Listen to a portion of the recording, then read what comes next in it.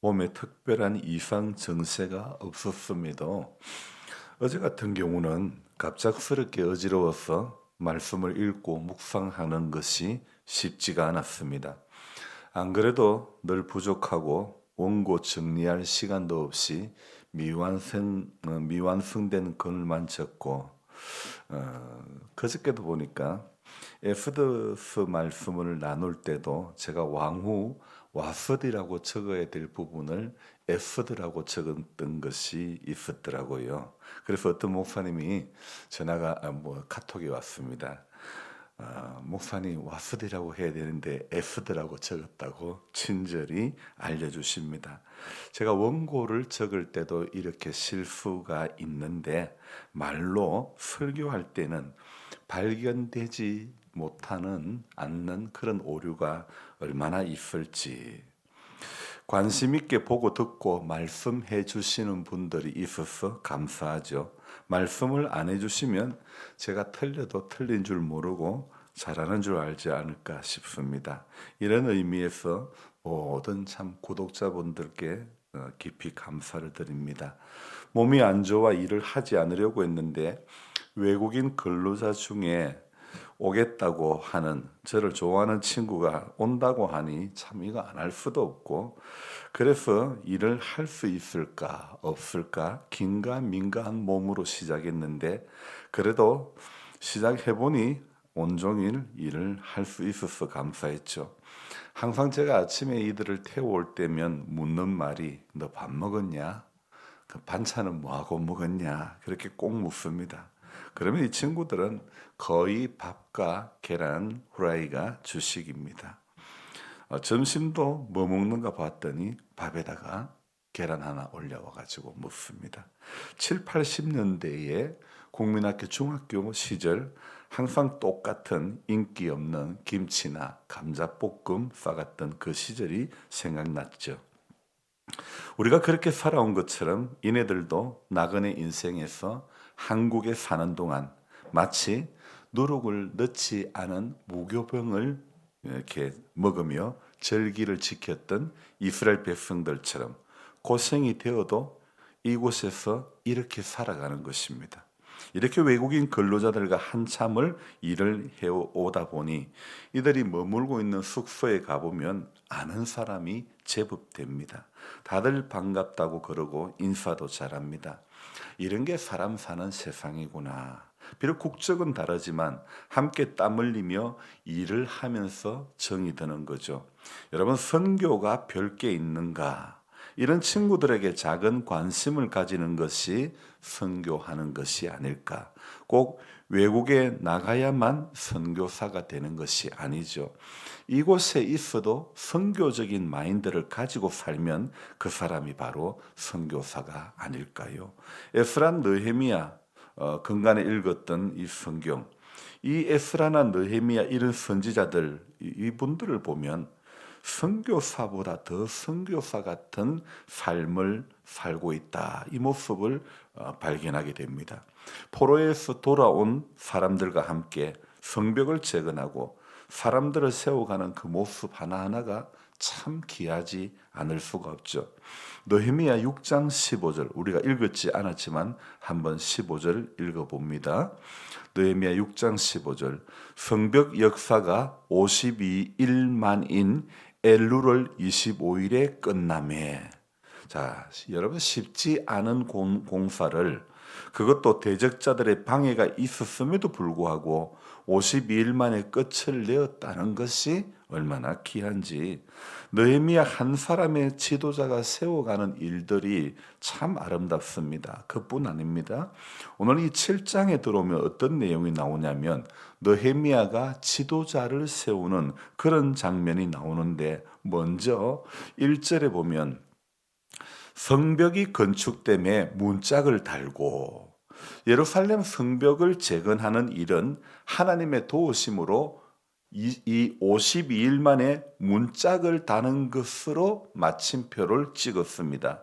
그러나 그것이 끝이 아니었죠. 여러분 아무리 이 집을 건축한다면 집을 아름답게 아무리 건축을 해도 거기에 사람이 살지 않는다면 그 집은 오랜 세월이 지나지 않아서 흉가가 될 것입니다. 집을 잘 짓는 만큼이나 또 지어진 집에 들어가서 그 집을 유지하는 것 또한 중요한 문제가 아닐 수 없죠. 그래서 성벽이 건축됨에 문짝을 달고, 자, 문짝을 달고 난 다음에 그 뒤에 무엇을 합니까? 그 뒤에 읽어봅니다. 문지기와 노래하는 자들과 레위 사람을 세운 후에, 자, 그러니까 문짝을 달고 난 다음에 세 부류의 사람들을 세우죠. 첫 번째 문지기, 그 다음에 노래하는 자, 그 다음에 레위 사람을 세운 후에 성벽이 완공되고 난 후에 그 성벽을 관리하는 사람으로 문지기와 노래하는 사람 그리고 레위 사람을 세워서 관리를 하게 하는 거죠. 그런데 이 세 부류의 사람들은 모두가 한결같이 레위 지파 사람이라는 거죠. 그러니까 느헤미야는 레위 지파에 소속된 사람들을 세워가지고 이 성벽을 관리를 하게 하는 거죠. 성벽을 공사하는 그 과정에 참 이게 공사가 순조롭게만 된 게 아니라 방해하려는 시도가 여러 번 있었는데 산발락과 게셈 이런 사람이요 느헤미야에게 사람을 보내고 만나자 그러고 또 이 느헤미야를 아주 모함하기도 하고 그리고 심지어 스마야라고 하는 선지자마저 뇌물을 받고 느헤미야를 성전에 가두려고까지 했지요. 이런 상황에서 성벽이 완성이 되었습니다. 그렇다면 느헤미야는 완성된 후에 아주 정말 최정예 무사들을 그런 군사들을 이 성벽을 지키라고 해야 하는 것이 어쩌면 맞지 않을까 생각을 해봅니다. 그러나 느헤미야는요 물리적으로 힘이 강한 사람을 세워가지고 관리하게 하는 것이 아닙니다. 레위 지파 사람들로 하여금 성벽을 지키도록 하는 것입니다. 우리가 에스라서에서 살폈던 성전 재건과 지금 느헤미야에서 살피는 성벽 재건은 단지 건물이 필요하기 때문에 다시 세우는 게 아닙니다. 느헤미야는 유다 사람들이 다시는 하나님을 버리거나 다시는 우상을 동시에 섬기려고 하다가 나라가 망하는 이 꼴을 겪지 않도록 그들을 하나님은 바르게 섬기는 그래서 하나님을 바르게 섬기는 그런 신앙 공동체로 만들어가는 것이 바로 에스라나 느헤미야의 이유였죠. 자, 또한 예루살렘 성벽을 레위 지파 사람들이 책임을 져야 했던 이유 중에 하나는 그 성벽 안에는 약 70년 전에 세워진 성전이 있었기 때문이기도 하죠. 자, 2절을 또 봅니다. 내 아우 하나니와 영문의 관은 하나냐가 함께 예루살렘을 다스리게 하였는데 하나냐는 충성스러운 사람이요 하나님을 경외함이 무리 중에서 뛰어난지라. 자, 예루살렘 성벽 관리 책임자로 레위 지파 사람들과 더불어 함께 또 일하게 된 사람이 누굽니까? 하나니와 하냐냐가 이렇게 선출이 되었죠. 예루살렘 성벽을 관리하는데 이 하나냐가 선정된 이유가 무엇일까요? 하나냐는 무엇이라고 설명하고 있습니까? 충성된 사람이요 하나님을 경외함이 무리 중에서 뛰어난 자라 이렇게 말씀하고 있지 않습니까? 충성스럽다. 열심히 일한다 그런 의미 또 충성스럽다는 것은 옳고 그름에 대한 분별력이 뛰어나다 이렇게 바른 길 정로를 걷다 이런 그런 말이 될 수 있죠. 또 하나님을 경외함이 무리 중에서 뛰어나다 이 말은요 눈에 보이지 않는 하나님을 눈에 보이는 하나님으로 여기며 그렇게 충성스럽게 그렇게 하나님을 존중하는 삶이 남달랐다는 그런 의미라는 거죠. 자, 이것은요. 이런 모습은 느헤미야도 동일했죠. 느헤미야 5장에 보면 몇 해 전 다니엘 기도회 때에 어떤 강사님이 이 부분을 말씀하시기도 했는데요. 느헤미야가 이 어떻게 어떤 사역을 하냐면요. 12년 동안 총독의 봉급을 받지 않았다고 했습니다. 왜? 자기는 받을 수 있는 그런 어떤 권리가 있지만 그러나 12년간 총독의 월급을 받지 않았다 합니다. 그 이유가 나는 하나님을 경외하는 사람이기 때문입니다. 이렇게 말했죠. 하나냐 이 사람, 이 하나냐는 충성스러움을 통해서 사람들과의 관계를 올바르게 맺어가고 하나님을 경외함으로써 하나님과의 관계를 올바르게 맺어가는 그런 십자가의 삶을 살아가는 그런 인생이었죠. 하나님의 집에서 신실하게 섬기는 사람은요, 오늘 우리가 하나냐와 같이 사람들과의 관계와 하나님과의 관계도 올바른 그런 사람이어야 되겠죠. 물론 이 둘은 불가분의 관계에 있습니다. 사람과의 관계가 바른 그리스도인이라면요, 반드시 이런 사람은 하나님과의 관계도 바를 수밖에 없고, 하나님과의 관계가 올바른 사람들은요, 사람과의 관계 속에서도 올바르고 신실할 수밖에 없는 거죠. 여러분, 만약에 우리가 한번 생각해 봅시다. 사람과의 관계는 참 바르게 잘하는데 하나님과의 관계가 바르지 못하다면 그가 하는 일은 하나님의 일이 아니라 사람의 일이 될 수가 있겠죠. 자, 반면에 하나님과의 관계는 너무너무 잘하는데 사람과의 관계가 바르지 못하다면 그 사람의 일은 사람을 정죄하는 도구가 될 수도 있습니다. 하나냐가 충성스럽고 하나님을 경외함이 사람들보다 뛰어났다는 이 사실을 보면서 오늘 저와 여러분들의 기도 제목이 이것이 이런 모습이 되어야 되지 않을까? 우리의 삶이 이러해야 되지 않을까? 충성스럽고 하나님을 경외함이 무리 중에서 뛰어나다. 정말 이렇게 인정받는 우리가 믿음 생활하며 하나님의 교회를 섬기면서 이렇게 살아갈 수 있고 이렇게 섬길 수 있다면 얼마나 귀하고 아름답지 않겠습니까?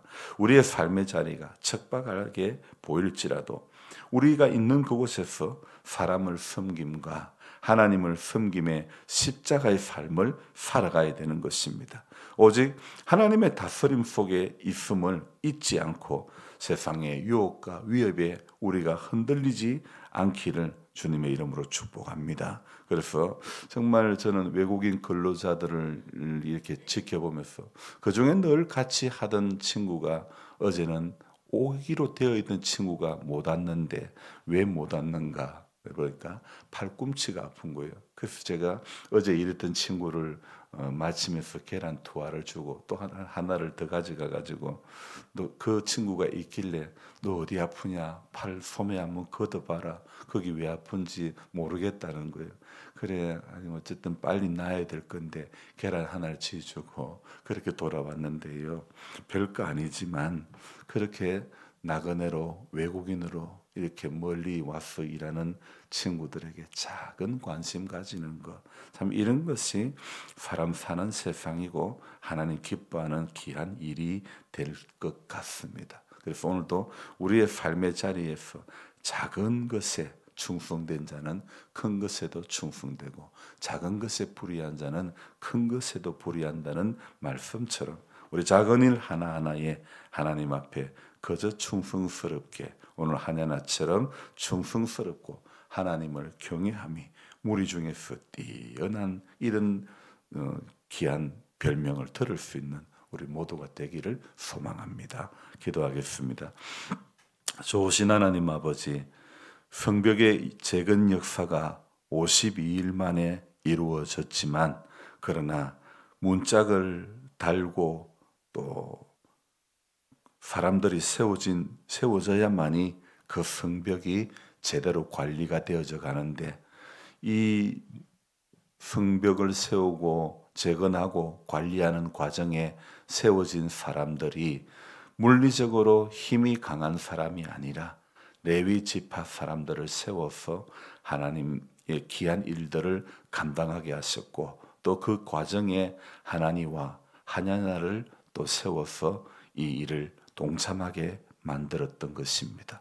하나님, 또 이 시대에 우리 교회를 섬기며 수고하며 하나님 나라를 확장하기 위해서 몸부림치는 우리들 가운데서도 오늘 하나니와 하냐나처럼 하나님 충성스럽고 또 하나님을 경외함이 무리 중에서 뛰어난 그런 한 사람 한 사람들이 되올 수 있도록, 그래서 하나님의 교회가 몸부림치고 애쓰며 지역 사회에 복음을 전하기 위해서 수고할 때마다 작은 열매가 맺어지게 해 주시기를 원합니다. 또 우리가 사람에게는 잘하는데 하나님과의 관계가 바르지 못하거나 하나님 관계는 잘하는데 사람과의 관계를 잘 못하는 그런 어리석은 인생이 되지 않게 도와주시기를 원합니다. 하나님과 사람 앞에 그저 꼭 필요한 사람으로, 또 주의 몸된 교회와 마을에 인정받는 사람으로 우리 한 사람 한 사람이 쓰임 받을 수 있도록 도와주시기를 간절히 바라고 원합니다. 비가 오는 토요일입니다. 오늘 이 비로 심겨진 작물들이 잘 자라가게 하시고 질병이 없게 해주시고 많은 열매를 결실을 맺을 수 있도록 주님 마을에 농사짓는 모든 분들을 축복해 주시고 땀 흘리고 수고할 때마다 아름다운 결실을 맛보며 노고의 그 힘든 노동의 고생들을 잊을 수 있도록 도와주시기를 원합니다. 우리 또한 하나님의 교회를 섬기며 수고할 때마다 감사하는 이유, 감사의 제목들이 더 많아짐으로 말미암아 더 기쁨으로 하나님 귀한 일들 잘 감당하게 도와주옵소서. 예수님의 이름으로 감사하며 기도드리옵나이다. 아멘. 간절한 마음으로 주여 부르고 기도합니다. 주여